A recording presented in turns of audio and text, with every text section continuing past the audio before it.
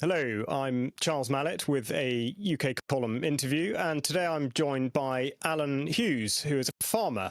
Alan, a very warm welcome to UK column. Thank you for taking some time out of your day to join me. Thank you for having me. Not at all. Now, Alan, timing is everything. And when we arranged to speak, it was because you were representing Farmers to Action. Now, the situation has changed somewhat in the last day, in that Farmers to Action has disbanded, or at least announced that it's disbanded. But so we'll use that as a vehicle to, be able to articulate exactly what has gone on. But let's just go back one. What was Farmers to Action, and how was it that you became involved? Farmers to Action was set up as a farm network to allow farmers to protest and get their voices heard about IHT and the difficulties of making a profit from food production to the public, and how the supermarkets and large corporations make vast amounts of profit off others farmers and charge the public far too much for food, while we struggle to survive and you struggle to pay for it. Very succinct. It sounds almost like you've rehearsed that, but that's absolutely to the point, which is perfect. Now, how is it that you had become involved and had taken on the role that you had? I'm not actually quite sure what that role was. So perhaps you could just talk a little bit about how you were sort of making it work. Well, I started by when IHT came out and there was a protest in London done by Ollie Bloggs and several farmers. I couldn't get to London, so to support it, I wanted a local protest in our area, Shropshire. So I organised the farmers to do a go slow protest from the livestock market, and from there, several other people done the same thing, and they said, really, we ought to be getting this more joined up so it's easy to go. And from there, it rolled to for helping to organise action across the whole of the UK, as well as the Liverpool protests. And I went to several of the conferences to make sure farmers' views and points are heard on better agricultural policy, fairer prices for farmers and fairer prices for the public. I was helping coordinate that, and is also took on the responsibility of a director.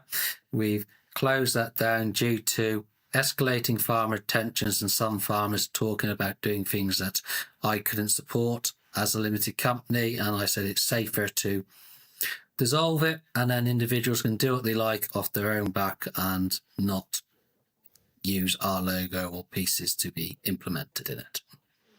Okay, well, look, we'll get into the detail in a hopefully sort of not too intrusive fashion in due course. But I think you've sort of got to the heart of the matter, which is that there has been a great deal of focus on inheritance tax, or at least the announcement by the Chancellor, Rachel Reeves, and the proposed plan for the changes to inheritance tax, or at least as expressed by agricultural property relief. We'll come to that in specific detail, but you talk about the idea that a campaign should be conducted not just in one place, but you're in Shropshire, and there is obviously a focus on London because of the Westminster government being in London. But just talk to me a bit about how this does work in terms of a network as such, and how there has been a degree of coordination through regions, and how exactly does that work, and what are the difficulties associated with it? Well, the main difficulty is every farmer is their own boss, and it's very difficult to get them to agree on what action to do forward. And if they don't agree, they'll go off and do things anyway, which can have repercussions for those who haven't planned it. So we've set up county groups. There's many other protest groups around the country for different areas, but most work on a county by county basis, and they can put through, this is what we're thinking of doing. What do you think? What's this date work for you? And then you all try and get it on the same sort of date. So it's not just one place at a time, which isn't really a story, but all over the country and in London if needed, or not, because yes, the government is in London, but there's protests in London every single day and you see nothing of it on the news, and the MPs are deaf to it. But when it's on their own doorstep where people are voting for them, they actually start to listen, because the last thing they want is at the next set of election for their voters or constituents go, I'm not voting for you because look what happened here. You're not helping these people and it's affecting us locally. Look how many of us have come to come to show our support and want change. That then makes the individual MPs sit up, listen and have discussions, and then it gets fed to government rather than just ignored because of what's going on outside the Houses of Parliament. Okay, that's a very good point. And I would hazard a guess that everybody watching and listening will be able to think of countless examples of protest or indeed anything else being ignored by central government. Are you able to point to any specific examples of a success or a qualified success in response to some action that has been conducted locally in your area?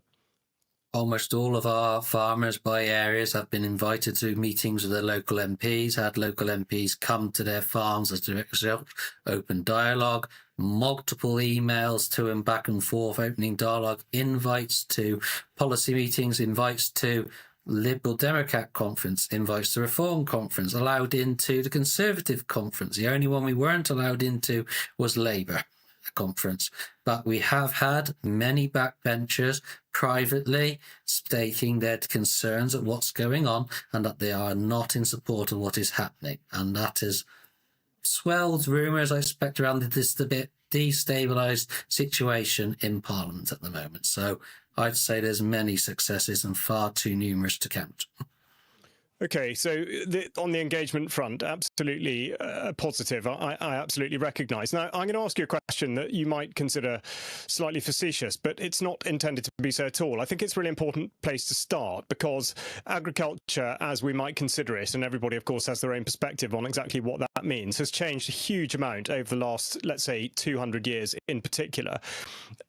What in your mind, and indeed in the way that Farmers to Action and perhaps other groups are sort of coordinated and focusing, what is the role of a farmer in the United Kingdom in 2025?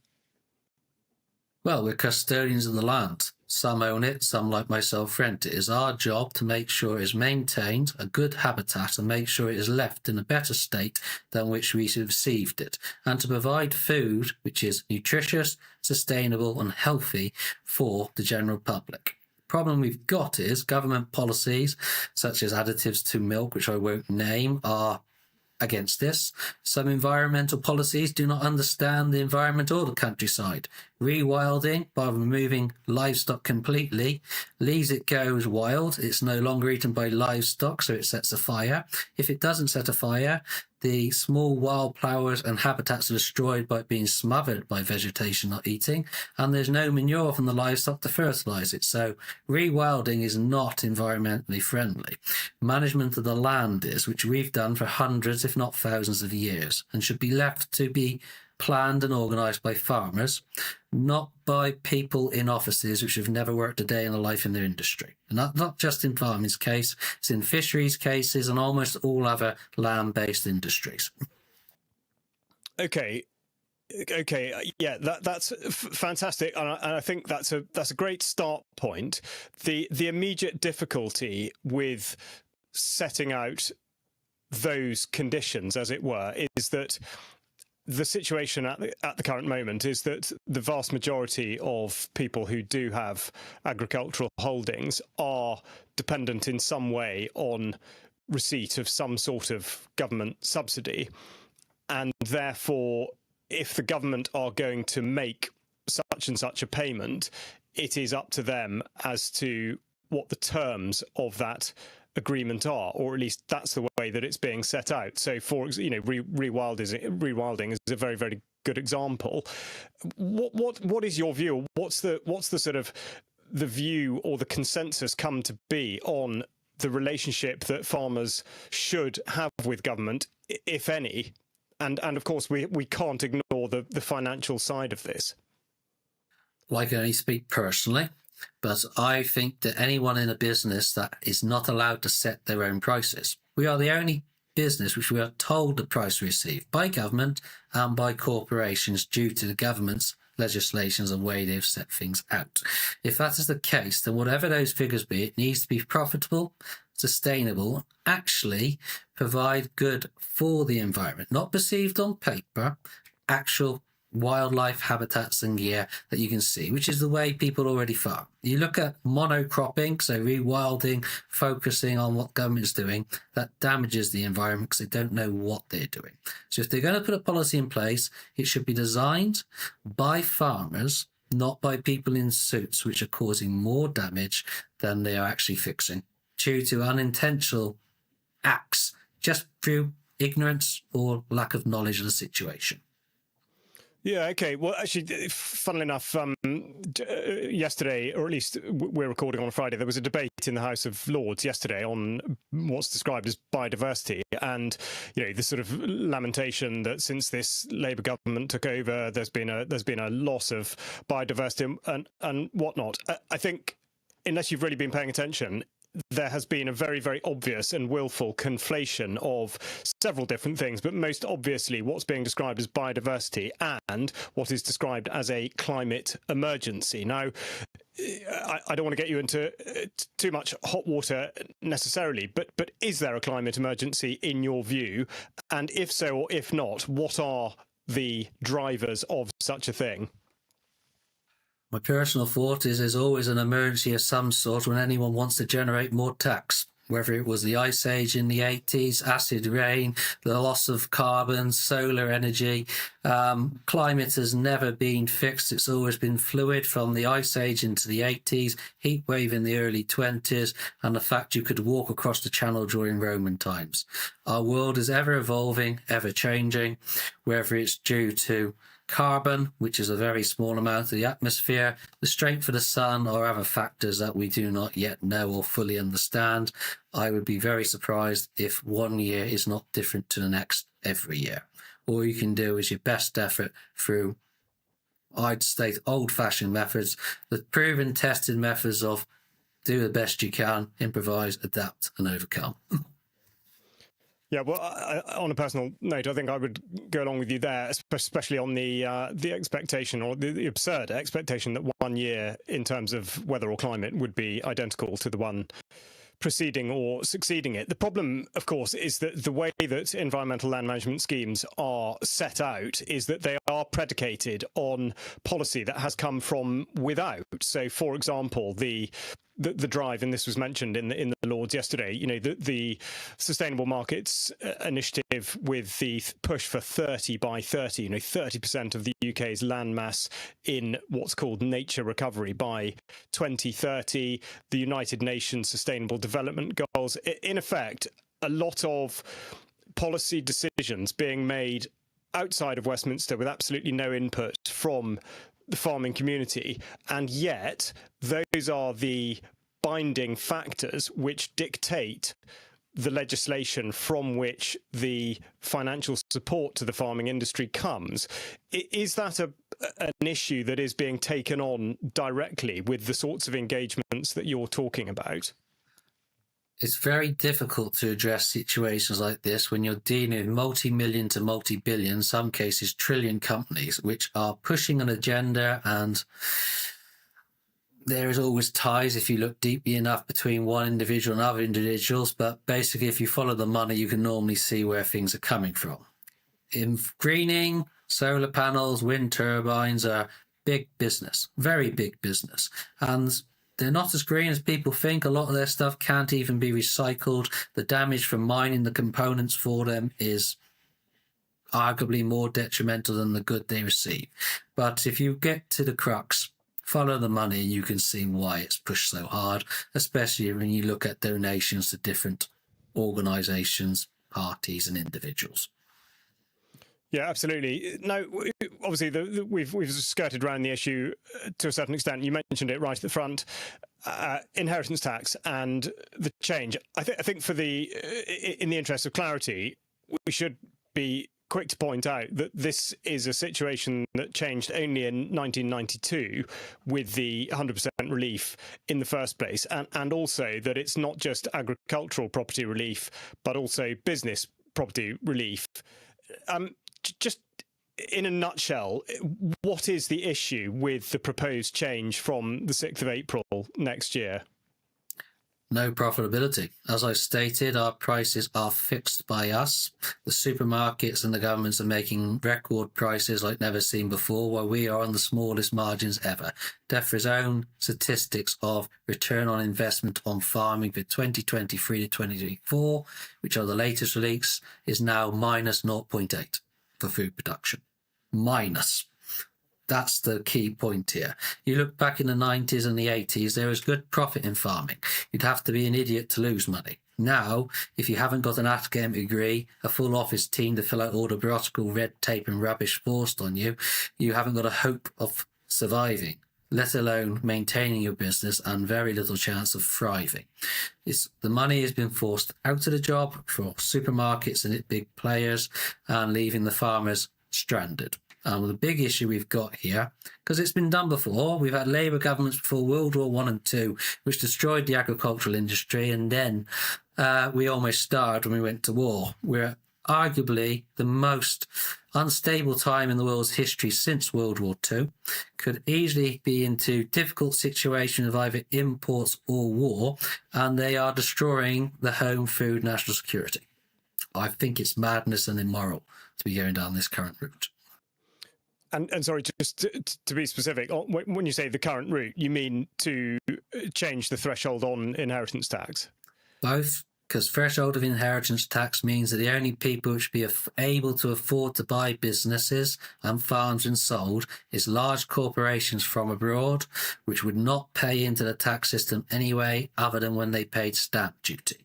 So you're taking money out of GDP and the tax and increasing the burden on the general public, while reducing food security and food availability. That further increases food inflation and the cost of living to the general public, for no benefit to anybody bar foreign investment and shareholders. It is an incredibly dangerous and slippery slope which undermines our food security and our national security in one fell swoop.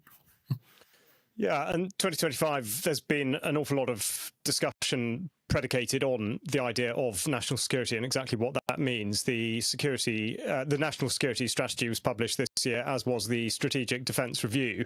Both talk about resilience via having a robust supply chain into not just food, but in all respects. And yet, from what you're describing, there's actually very little being done in a way to affect that, certainly not via any sort of joined up initiative or indeed communication with those that are supposed to provide the food security. The other issue with food security, of course, is that it's not actually enshrined in law anywhere that the government must pursue food security. It's only referenced 3 times on the statute book, and only then in passing reference to how to design an environmental land management scheme, in that it may be a consideration, but it's never actually a priority. Is that intentional to your mind, or I mean, why would that be the case? If the same government is going to write documents and say we need X, Y, and Z in order to say that we have some sense of national security, and yet they don't enshrine in law anything concerning food security, what is one to take from that? I'd say it's short-sighted, or it could be construed as allowing for profiteering. You've got to remember that some of the largest donors to these parties are corporations that own supermarkets, import and export companies, and a situation like that does benefit them greatly, regardless of the fact that worldwide food production is actually being reduced due to pushing through solar panels, greening and rewilding, and almost every country in the Western world is protesting against these facts in government.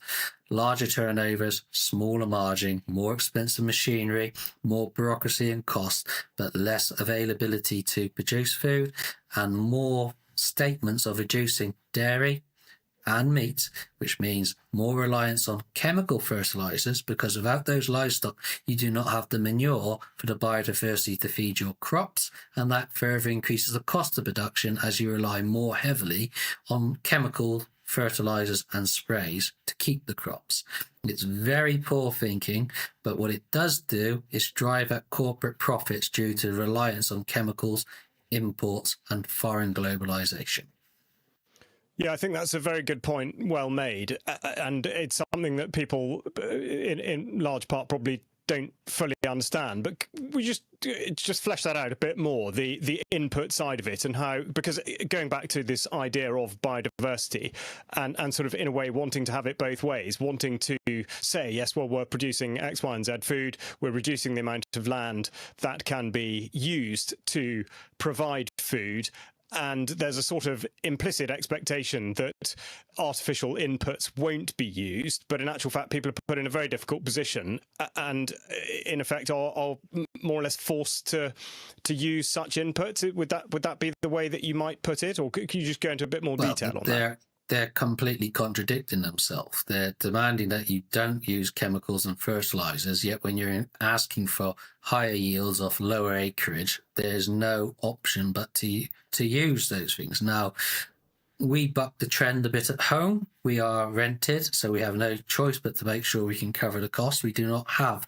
the buffer of land to sell if you don't. So we keep everything in-house. We grow our own corn and straw to feed the livestock. It's not human grade on there. The livestock and the cattle are fed using silage, corn and straw in the winter when it's too wet like now, and preserved grapes. But their manure fertilizes the crops, the ground, etc. Therefore, we use only 1, maybe 2 spreads of fertilizer a year, and very rarely do we use any chemical at all on our crops. But that is bucking the trend. If we did not have the livestock to feed the crops, we'd be reliant on the fertilizer. And if we didn't have the crops and straw to litter the cattle through the winter, we'd be reliant on buying that off large corporations who are using chemicals and fertilizer to survive. It also helps us weather the current storms, as arable crops are pretty much the lowest price they've ever been, pushing towards the 80s. On it, yet the cost of production is now well over the cost of being paid. So it's a very strange situation we're in when you can import things from countries that you can't really prove where they've come from and not have to be done to the same welfare, health or food standards that we have to as British farmers with no paperwork, can freely be imported and put through the same food processes into human consumption, where ours can't.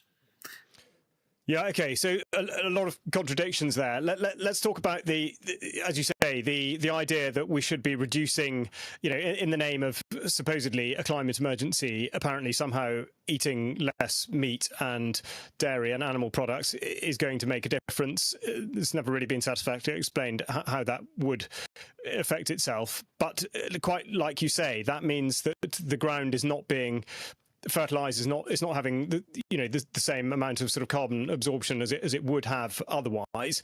That is a massive contradiction. But you do talk about what you're doing as bucking a trend. Are you suggesting then that the majority of farmers are becoming more intensive and more industrialized? Or do you mean that there is just still an overwhelming majority of people doing it that way? Well, you have 2 options if you wish to survive. Farmers are going bust at record numbers and record rates, especially over the last 12 months, and suicide levels due to the pressure have never been higher before, and even more so of IHT.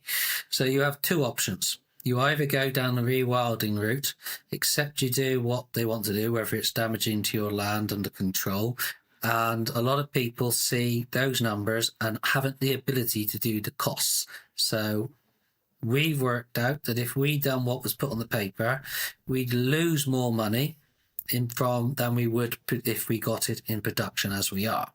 So I'll put that in clear English. If I did what they are asking us to on the rented farm, I would not be able to afford my rent.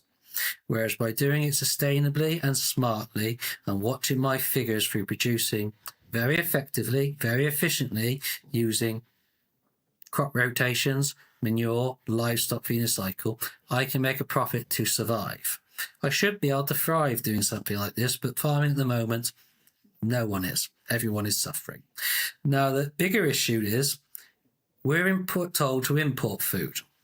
Food produced here by grass, mostly, be it beef, dairy, lamb and sheep, is by far the best carbon efficient way of doing it in the world. It is actually, if you include photosynthesis, carbon negative. We're capturing more carbon than we're using. But they don't allow that, though everyone who goes to school learns that that is how carbon is sequenced through photosynthesis. So the mass used is wrong. But if you're importing it instead, you're having it from other countries doing high ration feeding through arable, intense systems, deforestation of the Amazon to grow soy crops to feed it, and feedlots. You are fueling the damage to the environment. And then to add salt or insult to injury, you are shipping it to the country to eat, rather than having it locally, so it's low food miles, through a sustainable way. You are actually doing better good to drink milk from the UK, eat British meat, than importing vegetables from abroad to have a lower meat and dairy input diet. Your carbon footprint would be far higher importing avocados from South America and Mexico, or vegetables from Spain, than eating seasonal vegetables and food grown here. So I don't see the argument for improving environment by not eating meat and dairy. I see it as, if you want meat and dairy, eat it from here. Don't import it. Okay, and then the obvious sort of follow up to, well, that's an easy win then. The public just change their behaviour, and hey presto, everything works out. But obviously, it's not that simple. The public do have the ability to change this situation. Notwithstanding the fact that we are where we are. You've talked about engagement with politicians, with other farming groups, and presumably sort of across the industry to a certain extent. How do you feel the engagement with the general public? I know that's a very, very broad sort of term and broad question, but how is that engagement affecting it itself? Well, I think we've never had more public support than now, and it is growing. Pretty much in the same way that the government is getting less each day. Common sense shows that we are being steered to disaster, and that we should be buying food locally that is nutritious, not imported from anywhere using chemicals which are banned here due to being carcinogenic, processes we do not know, and not know what's in. There is a boat being unloaded at ports, I think it was last week, on a video or two, covered in pigeons. Now, if you got anything like that on a lorry or in a British feed store, your entire load would be condemned. Yet that was being unloaded and taken to a feed mill for human consumption. You can't get much more double standards, really. So I think the public support is there. Yes, it would help if they changed a little bit of attitude towards seasonal eating, but the biggest change is the supermarkets putting what they do on the shelves in the name of profit. Profiteering off you and me. The average markup now in the supermarket is 300 to 400%. In the 90s, it was 50%. That pretty much tells you everything you need to know. They've taken all the margin out for themselves and squeezed us and you in the name of profit. That needs sorted. It does. Okay, now what's the answer? Because the Groceries Code adjudicator is supposed to be the, admittedly, one-man band, which seems completely extraordinary, bearing in mind the scope of his sort of workflow. He is meant to be the interface in sense of fairness between farmers and supermarkets. Does that seem to you like a sincere effort by government to resolve problems that may arise? It's designed to fail, in my opinion. It has no teeth, not enough teeth to make any actual difference. The fines are too small to make a supermarket consider adhering to it when they can make plenty more profit by not.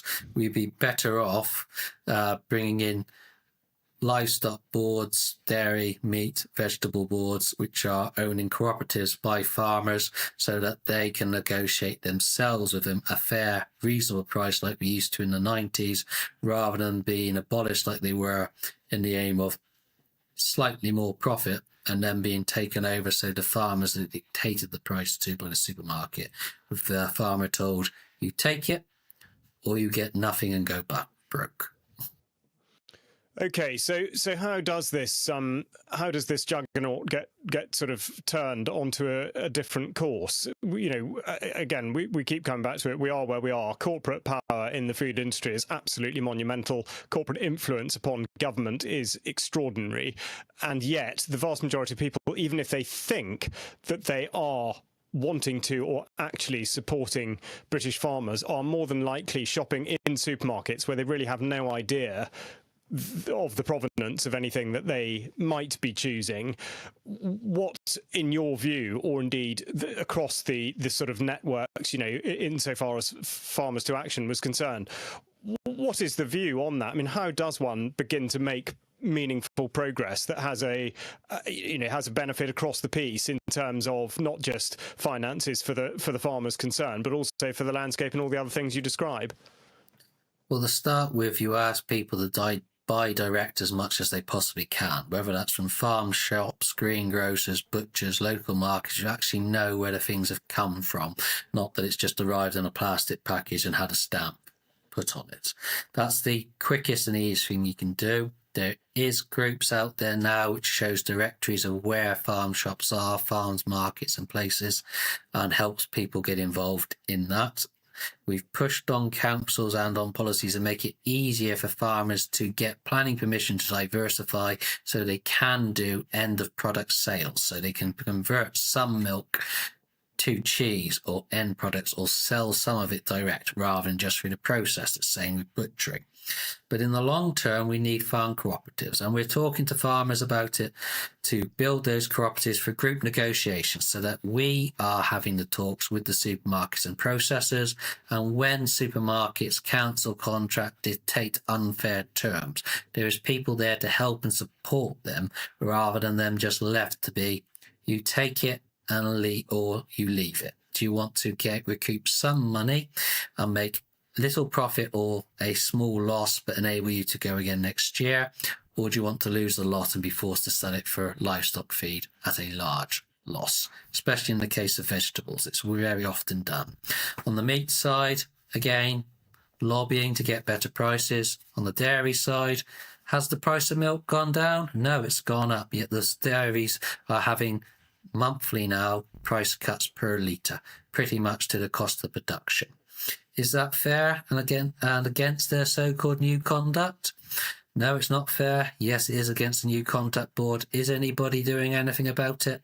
No. So farmers need to be acting together on group negotiations to make change. But that takes time and cooperation.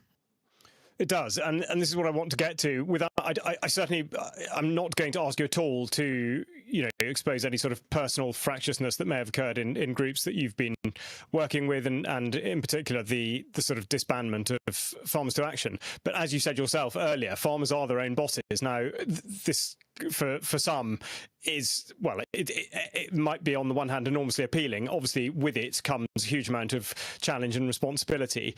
With that in mind, and you've just been speaking about cooperatives, this idea of cohesion and unity, just give us an insight into how that can be achieved, given the background to it, which is that farmers are gloriously independent in some ways. It's quite difficult. It is unbelievably difficult to do. Everybody has their own opinion and things to be done differently. So it needs to be done by majority vote and agreed upon a fair sequence of things in which you wish to do that from the start. And I think it's putting people together of like minds. There's no point having beef farmers on a dairy farm group. You need to have dairy farmers working together to agree on what would assist them, what is a fair price, and then you vote in representatives to do your negotiation. You've got your red lines, that's what you want. And if you need to do withdrawal of product or something, then you've already got that worked out in place before you start your negotiation agreed upon, not after the fact. Same as for arable. You need arable farmers on there, people who understand the cost, the figures and the commodities market, not just I plant here, I hope to get X amount. So you need the boys who knows the figures on there. You agree what you want, how you want it, what rules work, and you then go to the mills and the cereal agencies and get that sorted. And on the beef, you do the same with the abattoirs. The crop growers for vegetables, you do the same, but through the grocery board. And you find a good lawyer system which is willing to go after these people when it's required, rather than just hoping that the government will do it. But that comes in time through membership and through planning. And 12 months to do it since the IHT, yes, that has stirred farmers to want change, galvanised us like never before to do it. But 12 months isn't enough time to do something like that. It'll take 18 months really to get anything like that locked in, and there is certainly the room for it. You could argue it should be being done by existing organisations, but so far it's not being done in the manner in which the grassroots farmers can feel a difference. Okay, and just so we understand completely, the system that you're describing, is that something that would be done geographically? Do you mean a region would have a sort of an ability to do that, or are you talking something that's more centralised, or how would it work? In an ideal world, you'd want it national. So you'd set it out like you do young farmers and other organisations. You have somebody who holds your meeting in each county, over Zoom or in person. You vote on your pieces, and that feeds up to regional and then national. And you write a policy and everyone votes on it, all votes for your amendments, and then you send them to negotiate for you all as a whole. That way you've got proper clout over the country rather than just one group with one lot of processors, and if they don't like it, that processor will cancel milk contracts and increase the number of contracts in a different area of the country. If it's over the whole country, you've actually got a chance to affect it. Okay, and without wanting to seem overly cynical, what do you rate the chances of success on that, being able to achieve that degree of sort of cohesion and coordination? Anything's possible, as they say, but it's how long is a piece of string until you're able to achieve it. And sorry. I suppose what I really mean is do you think people are sort of quite there yet? You talk about there being quite different views across the spectrum of the agricultural community at the moment. Is there a sense in your mind, at least, that the situation has to get worse before it gets better? Do people have to be pushed even further in order to realise that the only way to get out of this is to do, a form of what you're describing? I think it's getting pretty much to the crux now. People are going bust and struggling to survive. Very good businesses are getting in very difficult situations, and when you get into that and the farmers are getting as antsy as the public are, and what we're seeing, I said, it's people need change and need to see things going forward in a positive manner, else you're going to see chaos instead.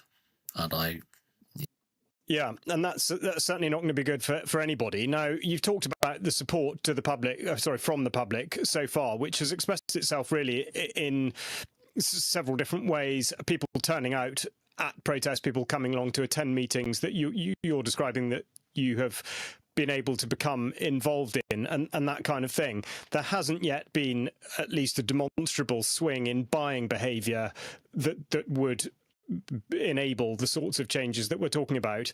But what can the public do to assist with what it is that you're describing? Because clearly they are the key to all of this, insofar as they hold the purse strings. I mean, the government spend our money in some respects via subsidy, but of course that is coming in the other side. I mean, the public are going out to purchase and consume the products that British farmers are making. What more can they do in the sort of communication chain? Well, they've done a lot already. You've only got to remember when people were talking about Bovir and they avoided buying it, and as a direct result last week, Arla's cancelled their tests, so as other groups cancel their tests. So they are listening to, if farmers say avoid this because of X, Y, and Z, avoid it.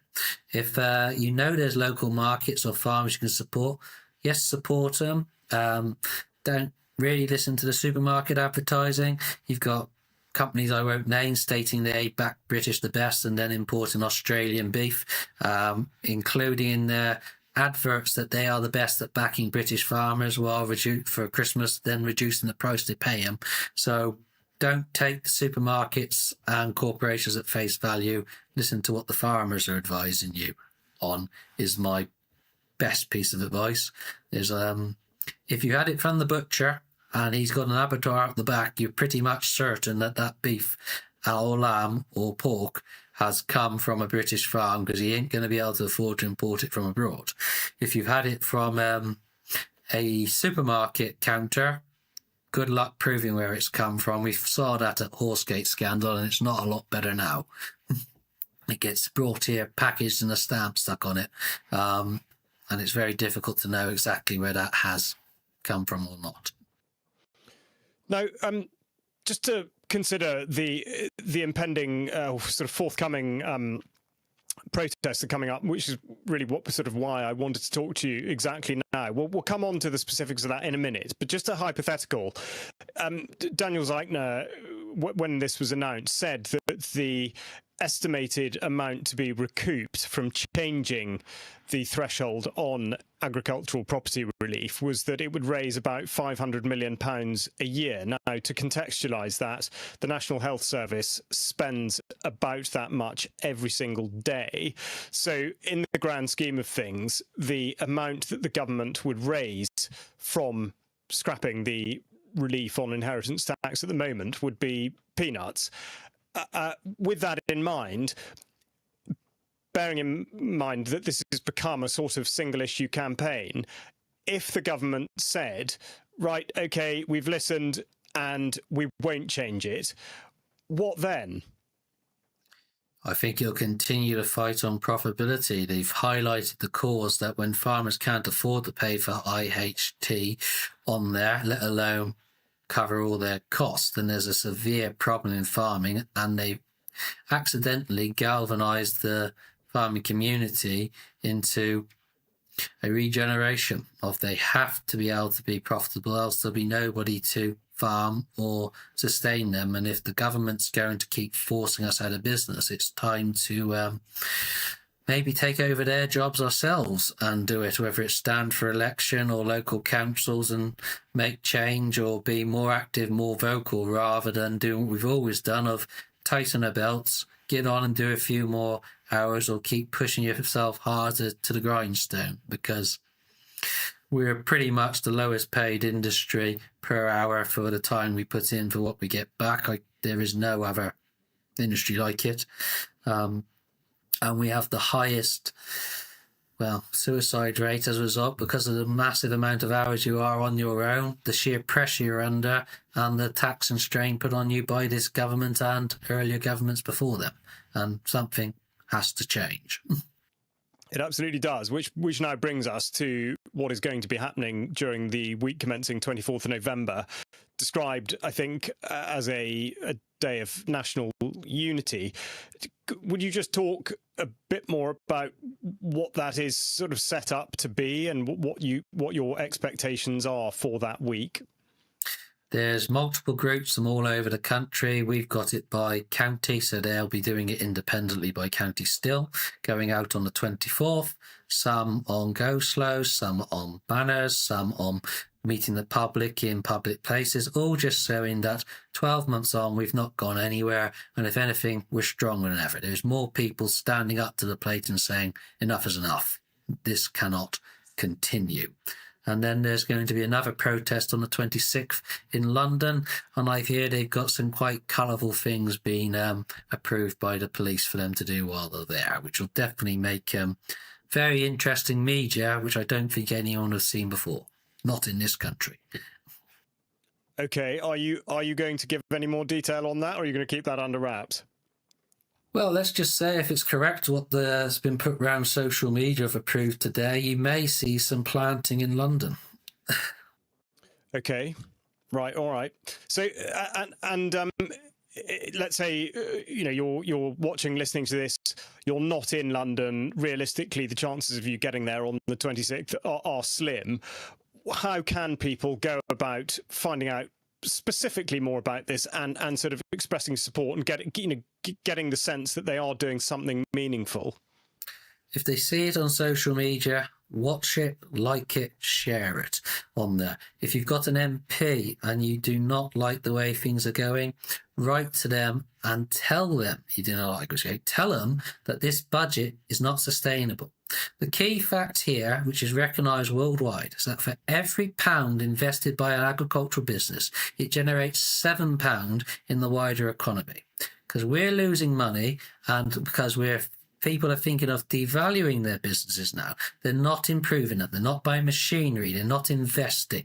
Therefore, the economy is crashing. We've never seen so many agricultural businesses, so feed suppliers, machinery manufacturers, builders, merchants going bust because we are not improving and investing in the businesses. And what's happened as a result? Growth and GDP is crashing. It's not a case of just getting money back for, I think it's 23 and a half hours the NHS run off that figure, generated by it. It's a case of when we're not making money, other businesses aren't, and they're going bust. It then reduces their tax threshold. When farming is successful, all other industries are successful and the economy grows, producing more tax. So stop biting the hand that feeds you and destroying your own tax income, which is detrimental effect on the public purse, council tax and all local authorities and the public directly through the cost of food. Help farming survive and thrive, and the entire country will survive and thrive with you. You tell that to your MPs and tell them not to back this budget and then see what happens, because that's when you get real change, and that's the best way you can support not just farmers but yourselves and future generations to come by stabilising our nation and making it prosper again by working together.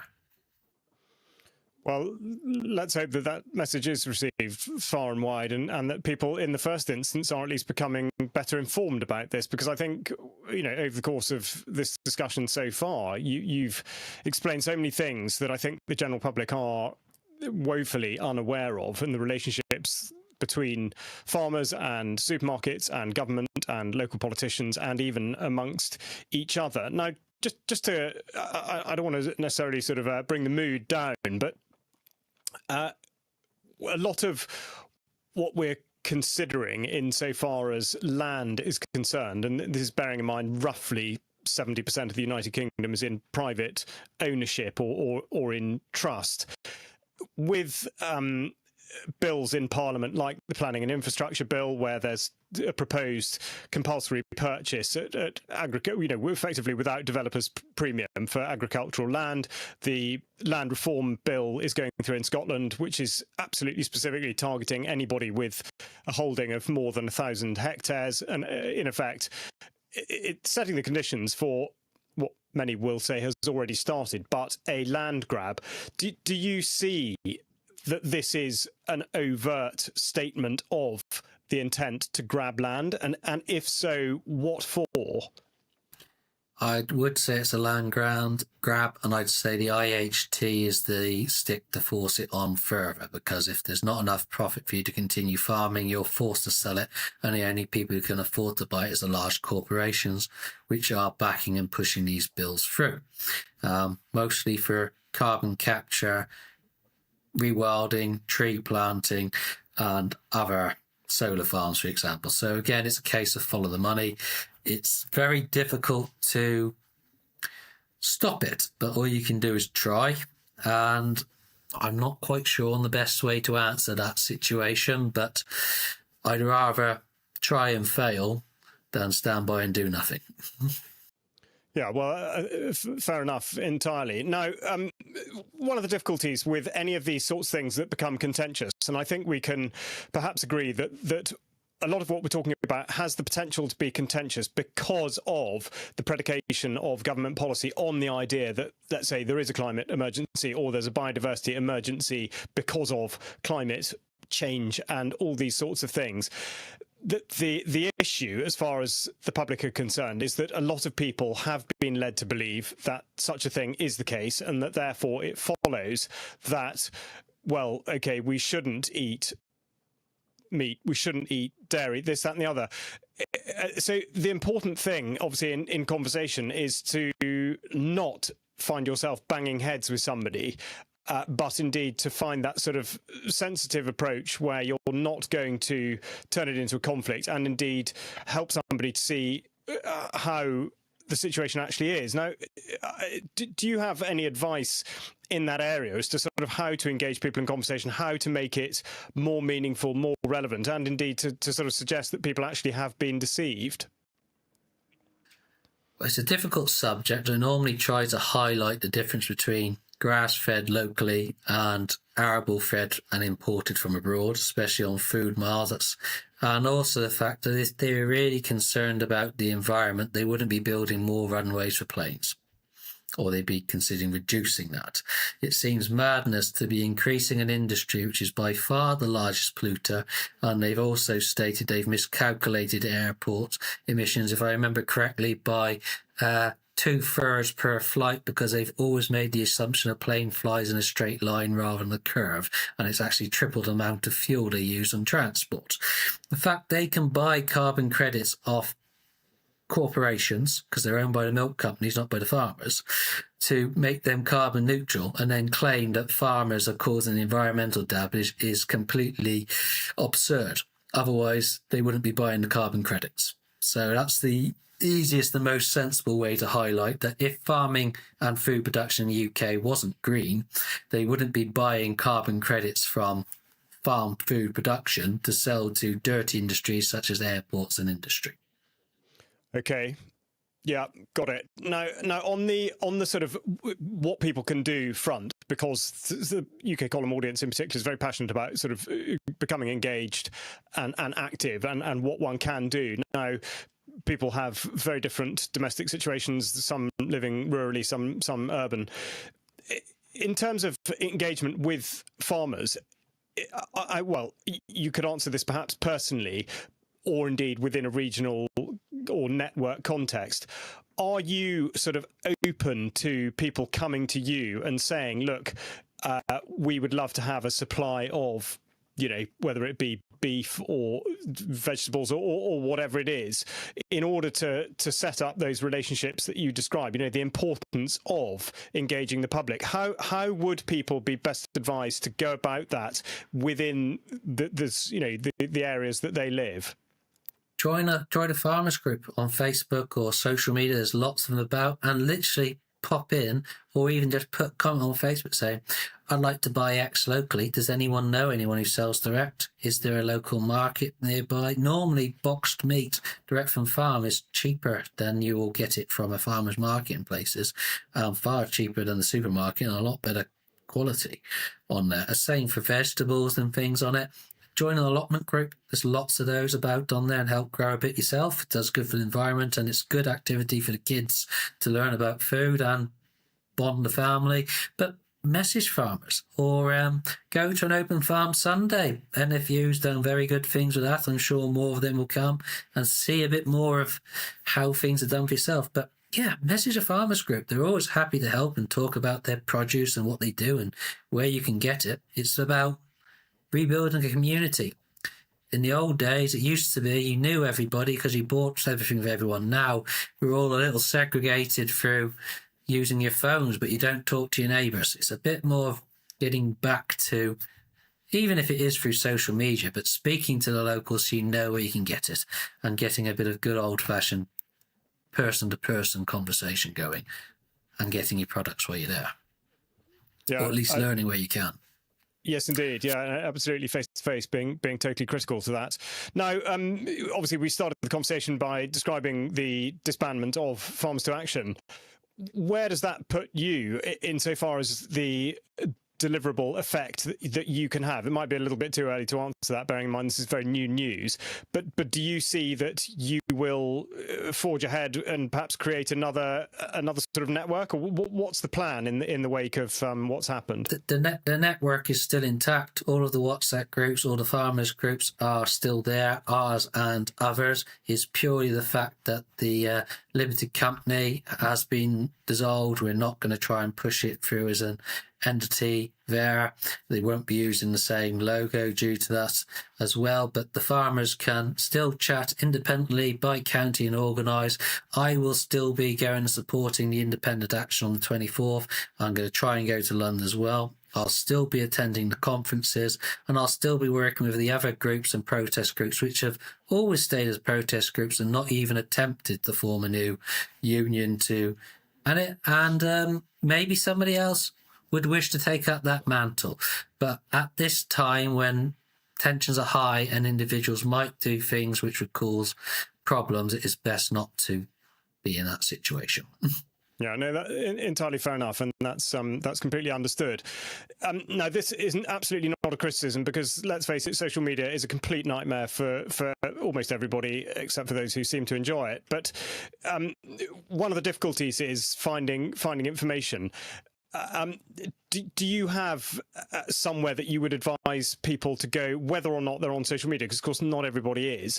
How does one find out what is going on? I mean, we are clearly publicising what's happening in the week 24th of November onwards, but where would you point people towards if they are feeling that they're not within their immediate circles necessarily aware of all of this? Well, there's several groups like Dig On in Wales, which is Enough is Enough. You've got All Farmers, Local County Farmers Group, Farmers Unite, East Anglian Farmers, all by region. If you type in farm protests on any social media, you will find multiple protest groups' names come up with pictures of it, and follow your local one, the nearest one to you, and see what's posted. And when you see something of interest, read it, share it, and pass it around your friends. That's probably the best way to do it. Okay, Alan, that's terrific. And now, just to wind up, do you yourself have a sort of an outlet, social media, or a website or anything that you would direct people towards to find out a bit about sort of what you're going to do? Well, I'm on social media on TikTok as Alan the Shropshire Farmer. They're happy to follow me. If it's something I think really needs to get out, I normally send it towards Gareth Wynne-Jones or one of the larger influencers. So have a look at those guys as well. And I get normally posted by other groups too if there's something, but I'm supporting action as much as possible, whether it's in person or speaking on days or attending it. So just keep your eyes out. Said I'm not going to stop fighting. I'll just keep pushing as I have as an independent and support those which want to do action to improve our country and the situation in British agriculture.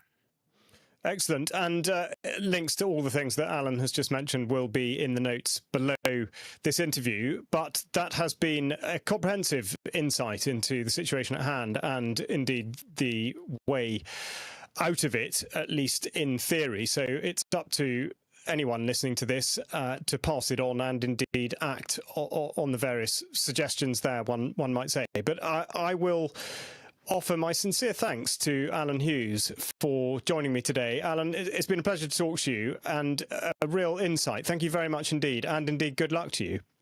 Thank you very much for having me. Have a good day.